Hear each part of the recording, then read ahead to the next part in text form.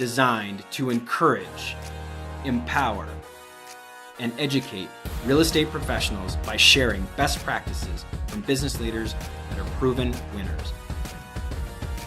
I'm your host, Kyle Malnati, and this is Calibrate Real Estate. Broadcasting from the Mile High City, thank you for tuning in to the Calibrate Real Estate Podcast. I'm your host, Kyle Malnati, and this is the podcast designed to encourage, empower, and educate real estate professionals across the globe.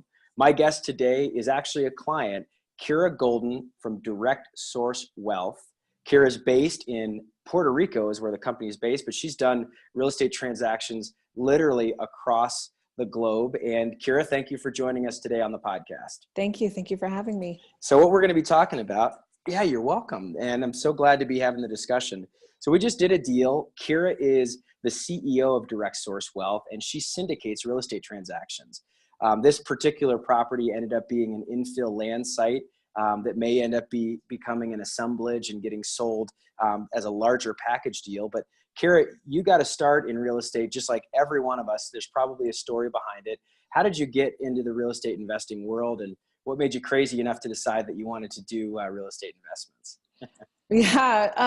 I mean, like so many people, I have to, give a tip of the hat to Robert Kiyosaki.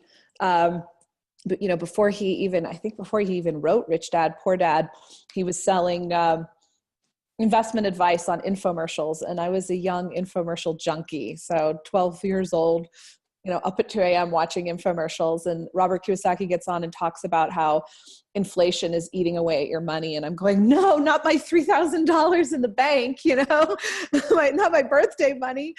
Really it convinced me that there was no better time to take significant risk than when you're really, really young. I kind of always figured that if I went out there, played hard, screwed up really bad, by the time I was, 20 and I started over, I'd be no worse than everybody else. So that kind of gave me the confidence to just try it. And then I was very, very lucky and persistent, and found, a real estate agent that, took me seriously at 18, with my little savings to go buy a house, and a lender who was willing to work with me, and kind of started from there and just kept growing.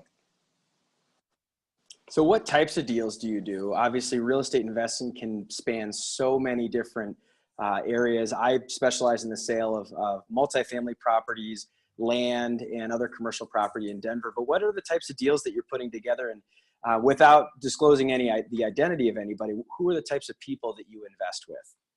Yeah.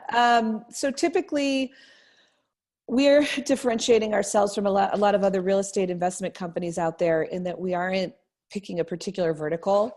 Our objective is to really raise awareness of the industry and create a professional platform. So we work with what we call local area operators. So these are generally people who specialize in whether it's multifamily housing or vertical ground up building or storage units or whatnot. And we GP with them. We partner with them to bring deals to our investor base that allow our investors to have a diversified portfolio. So rather than having to work with 4 or 5 different companies, an investor can come and work with us and pick, different geographical regions, different asset classes, and build a diversified investment portfolio. And I think the best part too is it sounds like when you have people that are investing in some of the funds that you create, you're enabling them to make their money appreciate. Basically, they're going to get a return on investment. And some of these folks are not going to be as experienced as you are. So you're helping benefit their retirement portfolio by getting them involved in deals. And you're the one who ends up putting them together, and they end up being able to be profitable. And like I say a lot in my business, that the way to create wealth yourself is creating value for other people, and being able to syndicate these investments and put these deals together really makes a lot of people happy because they're getting great returns, and you're basically creating it's not literally a mutual fund, but you're mutually funding this investment with people from all across the world. Yeah. So we definitely we try to stay away from the fund model per se. I really like direct investment. That's why it's our name. Direct source is about, directly sourcing deals. I think that one of the problems when the last market really crashed is that too many people were emotionally removed from what they were investing in. If you ask someone what companies they own in a mutual fund, most people have no clue. They might know the top 2 or 3 holdings, but even that would be a surprise. So part of our process is really about educating and shifting the way people relate to their money, and having them be connected to what they're invested in, and know that they're making a difference with the tenants that we have in our properties or in the communities where we're invested in. And we started doing that long before impact management became sort of a buzzword, or impact investing. And I respect all the people who are operating under that umbrella. But to me, there's no reason to differentiate. Good investing is about doing things that make a difference and make an impact. And that helps the bottom line. And it helps our investors feel really good about what they're doing. And you're right. Most of our investors are fairly passive. They're executives. They're successful in their particular field and don't have the time or inclination to directly manage real estate, but want the benefit of being a direct investor. Well, I love that distinction. That's something I learn, the different ways that people invest in real estate all the time, and direct is a new thing for me. And so it's really cool to hear that that's an option out there. The other part that I really love is that you talk about impact, and I think that when people lose sight of the impact that they're making, and it sounds really altruistic, but the impact that they're making on the world through whatever they're doing, whether it's real estate investing or, it's easy to think of a firefighter as making an impact, but people that are investing in real estate and making the community that they're in better, whether it's through commercial or residential, it's really a big deal. And so I think that you've got the right perspective there on using that word impact. I like that a lot. Thank you. The next question I have for you is that I've come to find out through working with you that you're a mom. You've got a young son, and then you're also pregnant with one on the way. And I just, I really respect working parents. I'm a working parent, but my wife, Courtney, we have the fortune of having her be able to stay home. She worked through our first pregnancy and then went back to work. And then when we had our twins, we decided that, gosh, daycare was going to be gobbling up any salary that she was going to make anyways. And she wanted to stay at home. So I really respect working moms. And I kind of wonder, how do you fit it all in? I know that you're constantly traveling all across the world. You've got a company based in Puerto Rico, but obviously you do a deal here in Colorado. You do deals in Arizona. You're jet setting all over the place. How do you fit it in? How do you find time to make all this work? Yeah, it's funny you say that. So as far as the flying all over part, a lot of that is, I think, perception. Certainly early on in the business, I had to do a lot of that. But we have a phenomenal team. And if it wasn't for my team, it wouldn't work.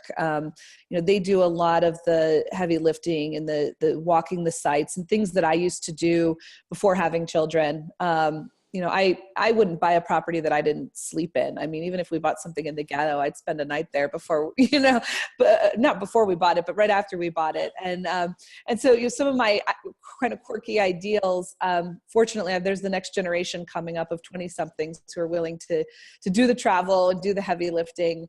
And then I'm able to really manage a lot more behind the scenes, which makes this possible. The other thing is just a question of priorities. I mean, when I decided to start Direct Source Wealth, it was, the company was ironically founded officially 1 year to the day before my first son was born. So April 30th. But I really didn't start getting active with it until after my son was born. And it really starts with my children being the priority and then figuring out how to make the business work around that. So right now, I manage a lot of my work schedule around nap times, or you might see an email from me at 2 a.m, or, I do a lot when they're sleeping and, or, at a play date or whatnot.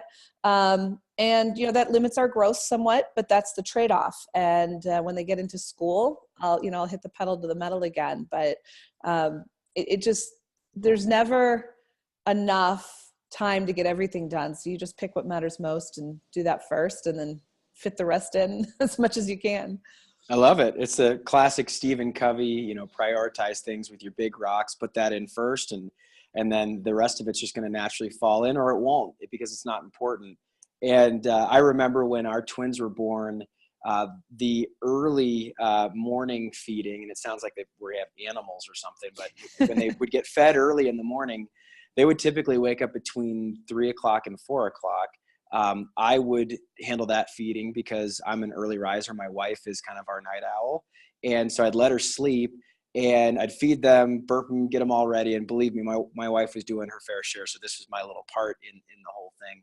But then after that, I'm like, I'm awake. I'm not going back to sleep at 4. And so I would just start working. And that really adopted a habit out of necessity, really, to say, like, I would start returning emails at 4:30 and 5 o'clock. And I would get this reputation in the industry for being like one of the hardest workers ever, because people would see these emails and I'm like, it's just because I have kids, you know? Little do they know you're napping at 2 o'clock in the afternoon, right? To catch up. Totally. Yeah, exactly. So fun stuff. Well, that's great. And what are the types of activities that you do, just prioritizing things to start your day right? Do you have a morning ritual that, and I know that kids obviously take that off kilter, but do you have a morning ritual that you like to do? You know, I am, and finally admitting it to myself, I am like an anti-ritual person. I mean, I know all the great teachings about how to be successful are all about, you know, get up, make your bed first thing, you know, do your, you know, I've never been any good at that. So my morning ritual, you know, is like brush my teeth and check my phone. One thing I do think I do well is, you know, I don't manage by, urgency. I manage by priority. So where people can get off track is when you get a bunch of, you know, morning emails, they're urgent, everything seems like a fire. And then half your day's gone and you don't know what you did. I, over the years, have developed the ability to really put the fire in perspective, let it burn sometimes if it has to, because I want to solve the underlying problem. And I would say if there's anything sort of systematic or ritual that I do, it's training my brain to look at every opportunity, or what some people might call problems, as a chance to develop a systematic solution. So I never want, it's a failure if I've put out the fire, but I haven't created a system or a process to avoid it again. You know, so one fire happening, that's okay. That's how you learn. You don't expect things, they come at you, you solve them. But if the same thing happens more than once, that's an issue. Absolutely. And I think that I really appreciate the refreshing concept of you saying, hey, look, I've learned that that's not me. It's not me to set up, get right up and do yoga or do meditation or whatever. It's kind of like, look, the day is going to approach me the way it does. But I love the fact that you break down that a lot of people, especially when it comes to email and correspondence in our working world today, that feels like someone else's needs create urgency for you. And I love how you really put that in the right perspective. I heard a speaker talk about this, that, you know, basically your email inbox is the summation of everybody else's needs, not your own. And so every time, if you start your day by opening up your email box and just start firing away at everybody's urgent emails, all of a sudden you're going to get a whole batch of responses and never get what you want to have accomplished done. So it's a priority delusion is what ends up happening. So I think that's a great, refreshing remark to saying, look, you put things in a priority and then you also set your day up for you to work well. And I think that's important. Just because someone else wakes up early and does something different doesn't mean that that's going to be working for you. And I think it's a good message to our audience that you've got to set your day up for you to win. And you said that earlier with how you set up your schedule and how you set up your business, that it's going to be catered around what you are right now, which is a mom of a young toddler and then one on the way. And so you've just got to make sure that things are in the right perspective. Yeah. And part of that is communication. I mean, that's been huge is, you know, we all feel, especially moms, but probably working dads too, like we're never doing enough, we're failing. And what can come with that is a feeling of shame, which leads to isolation and non-communication. And so one thing that my younger sisters actually really helped me with is just getting really straight with people. Like I think you and I had something scheduled and I'm like, yep, I fell asleep for a 30-minute nap that turned into a 4-hour nap. You know, I don't feel the need to make a liar an excuse, and I don't want to deal with people who only want to hear about the fluffy part of life, you know. So I tell people like it is. You know, if I can't get back to them in a week or two, I'll tell them that, so that they're empowered to make a decision that works for them. You know, I feel like anything other short of that is a little manipulative. I agree with you. And I mean, true story, that actually happened just a few days ago. And it was no big deal. I wasn't bent out of shape or anything. I just wanted to make sure I didn't miss. I was frankly kind of wondering, I'm like, did I get the date or the time messed up? And then I saw your email. I'm like, I totally get it. I've had a pregnant wife before. I totally understand. You know, nap time is very, very important. And to put this into perspective, as we film this, you're just a few weeks away from your delivery date. So, I mean, you're like in the final stages of the third trimester. So sleep is real important when you can get it. So I love that. So society today, you know, we've got this love-hate relationship with technology, right? We just talked about how email can be other people's priorities and put things, you know, their fires are putting your day off kilter if you're not managing it correctly.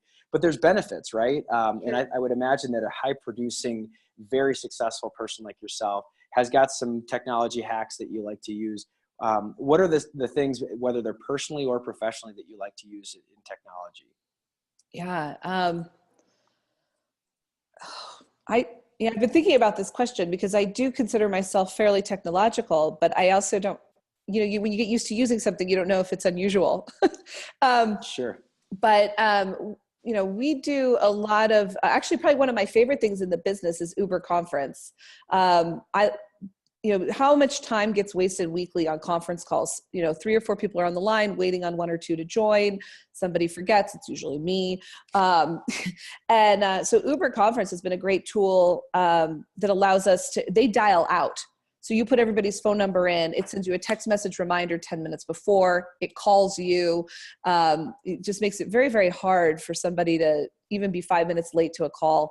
And starting things on time, anything that's going to promote time management is, I think, critical, because especially as an organization grows, being late, I know it seems minor, but being 5-10 minutes late while other people are sitting around, then they go run off and answer some emails, and now we're 10 minutes late starting a call. It just kills productivity. And so, those kinds of time management tools have been so valuable in keeping our business efficient. And then we're also a virtual company. So, we use a lot of, but I'm also cheap. So we use a lot of like Google services that are part of our Gmail service to share information, share data. And I'm just amazed how much there is out there that doesn't cost very much if you're willing to take the time to learn how to use it.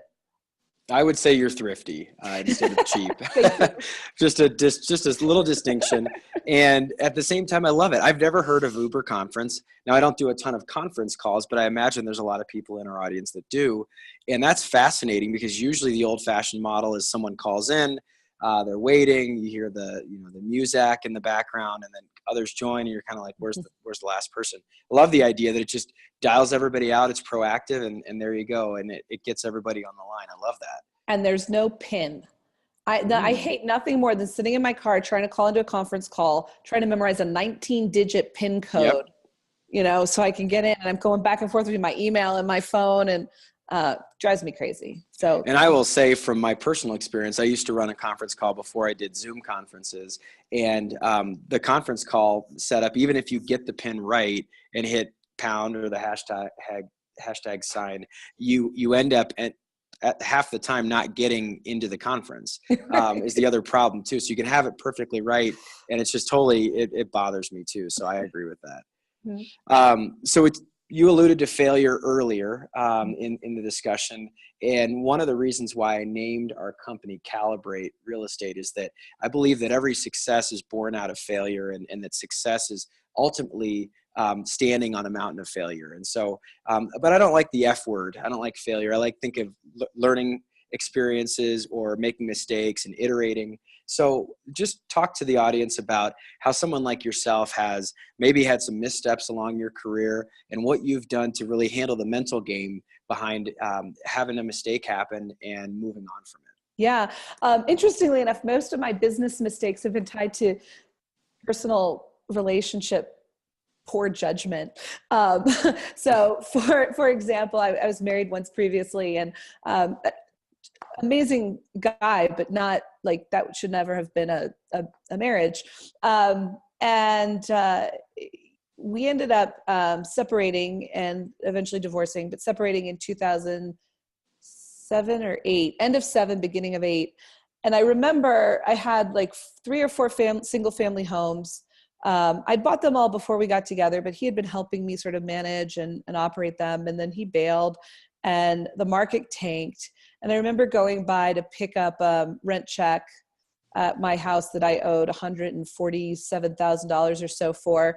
And the house across the street was listed for sale for $35,000. And it had an extra bedroom and a pool that I didn't have.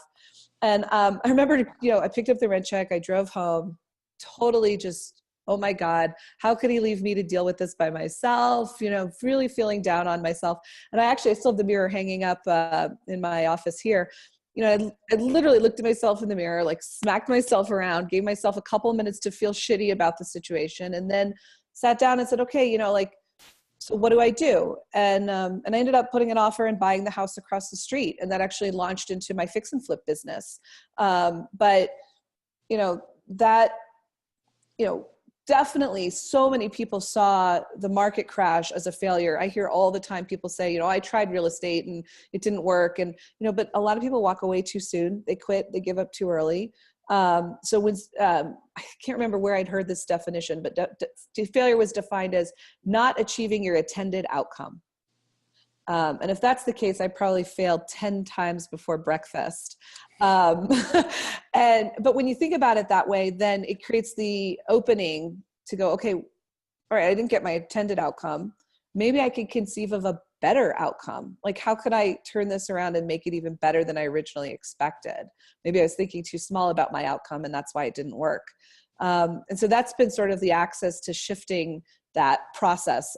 Again, recently I'm going through the situation with my son's father, another legal situation with a poor decision making on the personal front. And but it's been amazing. It's been great for business. Going through the whole disclosure process, making sure all our accounting and financial is really tied out and strong. So something that I think most people see as a really traumatic and miserable experience, and a lot of the world has been through it, custody battles and divorce and all this kind of stuff. They've just been opportunities to make me stronger, and I'm grateful for them. And that just makes going through both that experience and professionally and in business, it just makes everything better. I agree. And that spirit of gratitude, I don't want to get lost on that. I want to really accentuate on that whatever you're going through, you have something positive to be thankful for. Absolutely. And I think that often gets me out of my funk whenever I have something going on. I'm like, look, gosh, I lost a listing would be a very easy idea, or something major, a divorce, or, you lose someone that's really important to you, whether the relationship unravels or they pass away. You've got so many other people in your corner that maybe you forget about at times. And so I love the way that you describe that. And I appreciate your openness and just some of the personal things that you go through. And you had talked about that definition of failure, to kind of flip the coin on the other side. The famous motivator, Earl Nightingale, talked about success, and he defined it very simply as the progressive realization of a worthy goal or ideal. And the idea there is, I always heard success as reaching your goals, but Earl coined it in his book, in his audio series. He coined it as that progressive realization. So it's the step-by-step progress, which really opened my eyes. I'd never really thought of success as the journey, and that sounds really like fluffy, right? But it is the journey that's successful. Yeah. Yeah. I mean, if you can master, and I'm certainly by no means an expert at this, but it's been part of my journey. It's like, if one can master the way that we experience the circumstances around us and dance with them in a way that creates a beautiful outcome for as many people involved as possible, ideally all people, like what more could we want to achieve? And then of course, part of that is like money flows with that, other things flow with that, but like that, that feeling, really, none of us really care about money, even the people who think they do. And none of us really care about fame or success. It all comes down, you see it with these guys like with Enron that, when the curtain was pulled back, they felt like frauds and, they killed themselves. It's like, there are a lot of people who are striving for the wrong things. And when really at the end of the day, it's just about like, can I sleep well at night? Do I have like people who love me around me? And if that's happening, then the other things that your heart desires will sort of fall in long tandem with that, I believe. I completely agree. And that's a perfect way to put that it's all about that perspective, that you've got to be comfortable with your decisions and your action. And I think a lot of times people overemphasize money. Money's important for sure. Sure. Without it, it's like all of a sudden you don't realize that oxygen's in the air until you're void of it, right? And all of a sudden you're really panicking. We walk around all day not realizing that we're breathing in oxygen and breathing out carbon dioxide. And all of a sudden, if that was to change, you would know it immediately. So it is important, but it's not the main thing. It's actually just a byproduct of what's necessary, like food and water and other things. So once you have food and water and or money, it becomes more about your purpose and your priority. And I love the way that you described your purpose. I think that's really great. So you talked about your team, and you talked about being a virtual team. I love the concept of how great leaders work with their teams. And so we just talked about how you handle failure, but let's say a teammate goofs something up and messes it up. How do you handle it? How do you do it while they feel supported? I've had so many situations in my past, and I'll admit this, where I've mishandled someone's mistake. And you often look at your teammate as kind of the summation of they're kind of the worst things that are going on, not their best attributes at times. And so you've been successful. How do you work with your team and lead them, even if they're struggling through something? I generally just fire people and deduct whatever they screwed up from their last paycheck. I love it. That's just great. Kidding. No, rule of fear and domination. That's the way to get shit done. No, no, honestly, like in my 20s, that probably was an honest, like that probably is what I did. I mean, I was not the best. I still have a lot to learn. But I feel like I've made strides. And one of the big things was a coaching that came from my older sister, who's a phenomenal leader. In fact, she runs an entire academic foundation called I Lead Education, right? So it's like she's got it going on. Awesome. And one of the things she called me out on, she said, people can read on your face how you're feeling about something. And I said, oh, I've got to get better at, hiding that. And she goes, or you could just stop being so judgmental. So it doesn't even show up on your face, and I'm like, I love that. Oh, I didn't even think about that as an option. Yeah, maybe I should do that. Or my mom also gave me some critical coaching and leadership, and I'll kind of tie this all together. But, I was complaining in the first year of my business, nobody can fund anything. At the end of the day, they always got to get me on the phone to close the investor. I've always got to do it. My mom listened to me gripe for a little while, and then she looked at me and she said, don't take this the wrong way, but what about your ego makes it important to you that they can't succeed without you? And I love that. I was like, nothing. They really can't do it, like they really, really can't do it. But I was forced to sort of step back and look at it and realize that, yeah, it really was my ego driving it. It was me, wanting to see things done my way. And so over the last few years, what I've gotten much better at in terms of leadership is supporting people and empowering people to define their own objectives. And when they fail, helping them through the emotional process of reframing that failure. And I actually make it into kind of a game and a challenge. It's like, the bigger the mistake you can write off. I mean, we used to make $100 mistakes and it was like, oh my God, and then it's $1,000 mistakes and you're like, oh, I don't know how we're gonna survive this. And now, $50,000 mistake or a $70,000 mistake. And you're going, oh my God. But the bigger the problems can be, the bigger the game is you're playing, and framing that in is just part of the solution. So financially, we actually absorb sort of an expected amount of, judgment call errors that cost money. It's the learning curve. It's the tuition check to the University of Life, or sometimes called the stupid tax, depending how predictable that outcome was. I love stupid tax. I mean, I don't love it when it happens, but it is definitely a good term. Yeah. And it's planning. It's having margin in your budget. Yes. So what ends up happening is, I love the topic of margin. I've got a mentor that spoke to me. I'm in the process of writing a book, and he talked to me about just having margin, whether it's a rainy day fund or margin in your time. And what ends up happening is, it reminds me of the old adage of margin for error. And so many people assume that something's going to work with zero error. Right. And it's just not possible. But everybody creates a business plan assuming everything's going to be up and up and nothing's going to be a problem. Yep. And I think as you become experienced, you start to underwrite that. You underwrite, okay, we're probably going to miss something in all the projects that we do. I love it. Absolutely. So, I mean, the other thing that I want to just slow down and make sure that the audience hears is when you're working with teammates, helping them define their objectives. And then when it doesn't naturally go the way that they expect, handling their emotions as you guide them through it. I love that. And that's something as a young leader I'm learning too.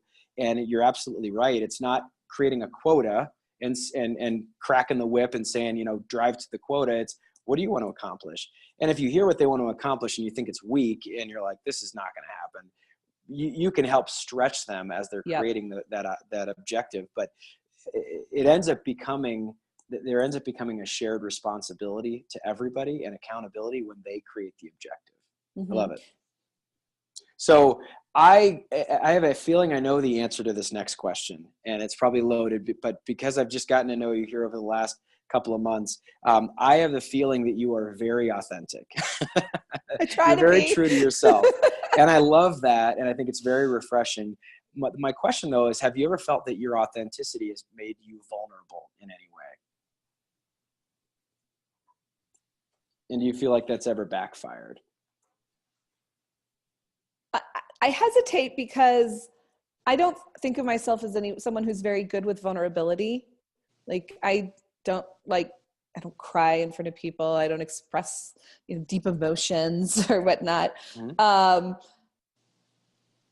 But the way you worded the question, you're right. Yeah, of course. I mean, even just a simple sort of trivial example. I have a nose ring. And I remember when I started working for Edward Jones, they said, well, you're going to have to take that out. And I said, well, you're going to have to find another employee. And I had a Department of State interview, that I showed up at barefoot. And everybody told me that was going to backfire, but I got offered the position. So somehow I've allowed my eccentricities have worked okay for me, but of course there's a cost too. I know when I walk into a banker's office barefoot and pregnant, and they don't take me as seriously. But so I've also learned how to manage around that vulnerability in business and hire, attractive 40-year-old men who can go talk to other attractive 40-year-old men and do the thing that they all do together. And that's great, so, I've had a number of men in particular, but people tell me, it's amazing how successful you've been, especially as a woman in this industry. And quite frankly, I find that deeply offensive, right. Because, it's like, there are certain challenges to being a woman in this business and a very sort of authentic, quirky, hippie one. But there's advantages that come with that too. I know that sometimes I resonate with a seller and I get a building because they like me.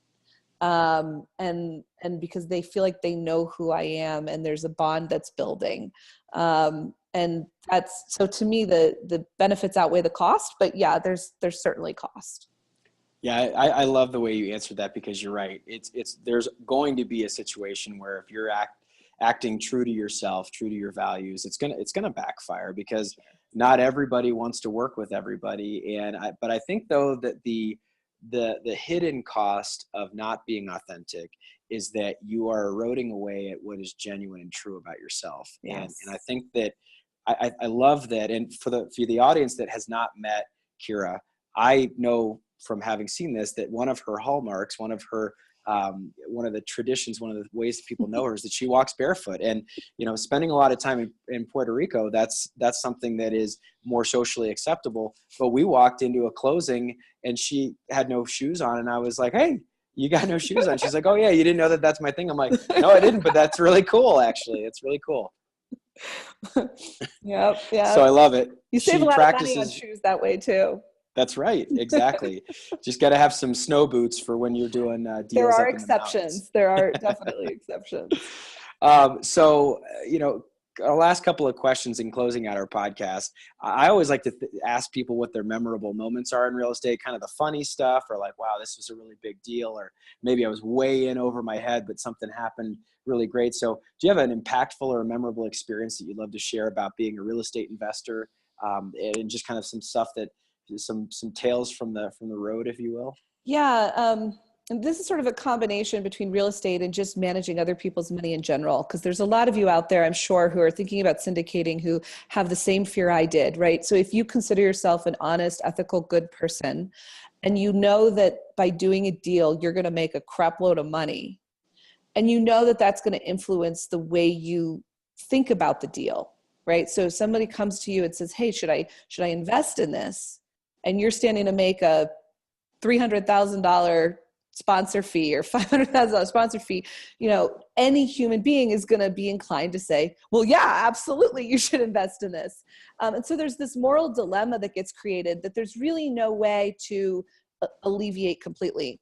But early in my investing career, and this wasn't in real estate, this was with in the more traditional space, the concept maps over, and I've had repeat experiences of this with real estate. But there was an investor who came in and had an annuity. And I don't know if you know anything about annuities, but annuities are great if you're 75 years old and, need income for the rest of your life and don't care if the principal goes to your kids and whatever. But they're terribly tax disadvantaged as an estate planning tool. And they're very expensive. They have a lot of bells and whistles that chip away at the return. So this was a younger client who had inherited an annuity.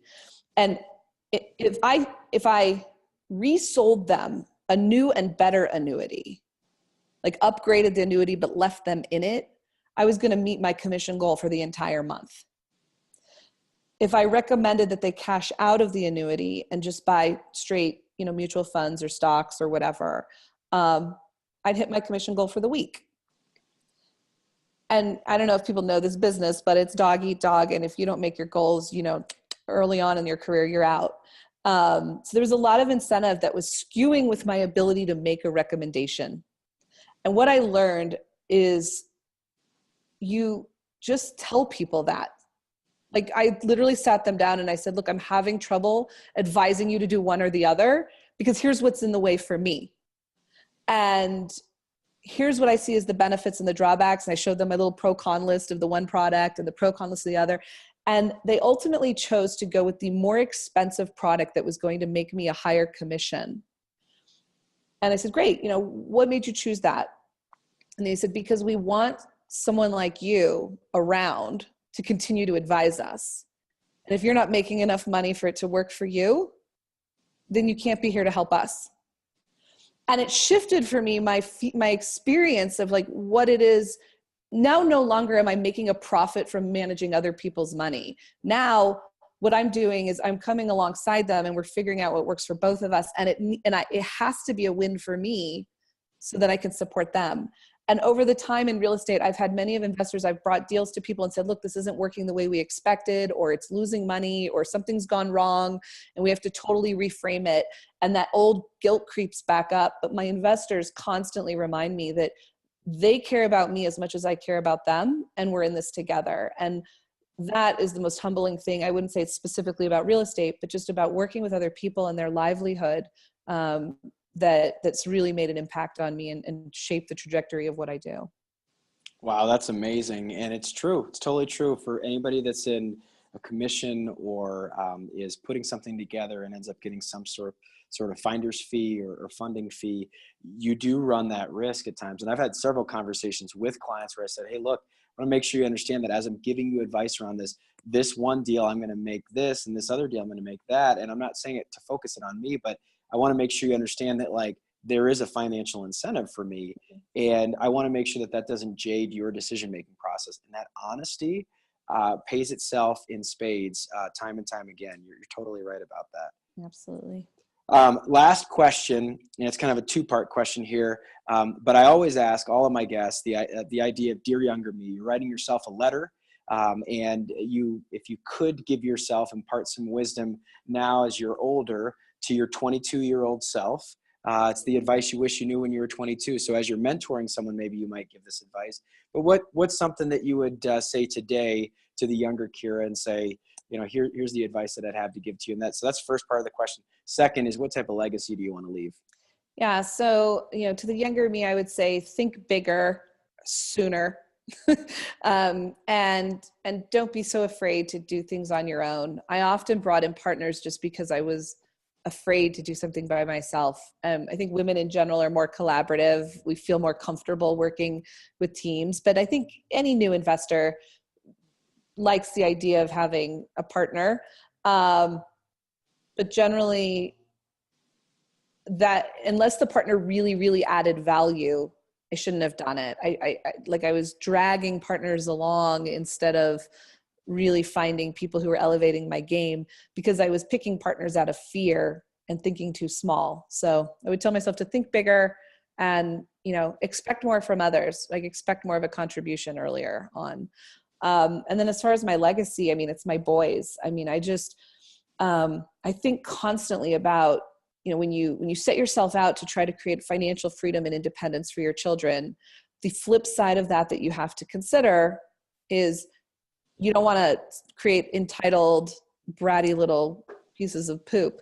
And so, figuring out that balance in the legacy, creating enough wealth that my boys have access to maybe skipping the first step of scraping it all together and can build upon what I've built. Doesn't have to be in real estate, but in whatever their passion and their heart is for making a contribution to the world. But making sure that that's instilled in them before they have access. One of my friends said, he told his kids early on, he said, if you're good people, there's a lot of money there for you to, and I'm going to support you. And he said, if you're not, I have no problem donating it all to charity. Another friend of mine in real estate, said, his kids are in the best private school. They've done a lot of good things, but one of the places they always try to, calibrate their children is in when they travel. So for a special holiday, they pulled up to, a 5-star resort. And he said he and his wife were so proud, and they looked at each other and said, we did a good job, because they pulled up, their kids looked around and said, don't unpack. There's no way we're staying here.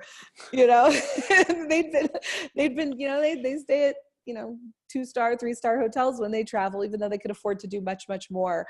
So making sure that my children are well calibrated to reality, that they come from service, and then that they have the resources to really catapult that service in the next generation. That's the legacy. Yeah, 2 thoughts I have on that, and that's phenomenal, is that, there's a lot of people that talk about, I just want to raise good kids. And it's like, I heard a speaker say this once, that it's not about raising good kids, it's about raising mature adults. And Yes. A lot of times, if you have a good kid, you're pacifying them with whatever, instead of teaching them the lessons that they need to learn on their own. Then the second thing that I've heard, and this is actually an inscription on the British 2-pound coin, it says, standing on the shoulders of giants. And I work with a lot of wealthy individuals in the real estate industry, and I've found that great families do a very intentional job of passing on wealth, and they realize that their children are going to have a step up. They're going to be literally standing on their shoulders. But that's a very dignified thing, and it's very honorable. And I'm a person of faith, and I actually believe that is something that is your duty as a parent, is to Yes. leave a legacy to your children and your children's children. And I've done a lot of work around that subject. So I love both of your answers. Well, we're short on time, and I definitely appreciate Kira Golden's time from Direct Source Wealth. As a lot of the podcast observers, whether you're on YouTube or listening on iTunes, know that I'm learning along with you. And I have learned so much. I've taken so many notes, and I'm going to re-listen to this podcast. This has been phenomenal. But as a gift, I give all of my podcast guests a book. And I felt like this was really apropos. You have developed a great team. And so I'm giving you a book by one of my favorite authors named Patrick Lencioni, called The Ideal Team Player. Now, if you're looking on YouTube, it's kind of hard to see because it's reversing that. But The Ideal Team Player actually basically creates 3 core tenets of what makes an ideal team player. And it's not the all-star. It's the person who is humble, hungry, and smart. And it's a combination of those 3 things. And they show a Venn diagram where those all overlap. And it shows, it's really cool. There's a methodology in the book that talks about if someone's hungry and humble, but not smart, what does that mean? And if they're smart and humble, but not hungry. What does that mean? And it's a phenomenal book about working Awesome. with teams. So I think you'll really like it, and I'll send that over to you. Thank But to close out the show, for Kira Golden, my client, and hopefully we do a lot more deals together. It's been so much fun working with you today on the podcast. I'm Kyle Malnati, the host of the Calibrate Real Estate Podcast. Check us out on YouTube. Check us out on iTunes. Thank you so much for your download. And as I love to say, we will see you around the neighborhood. Bye, everybody. Bye. Thank you.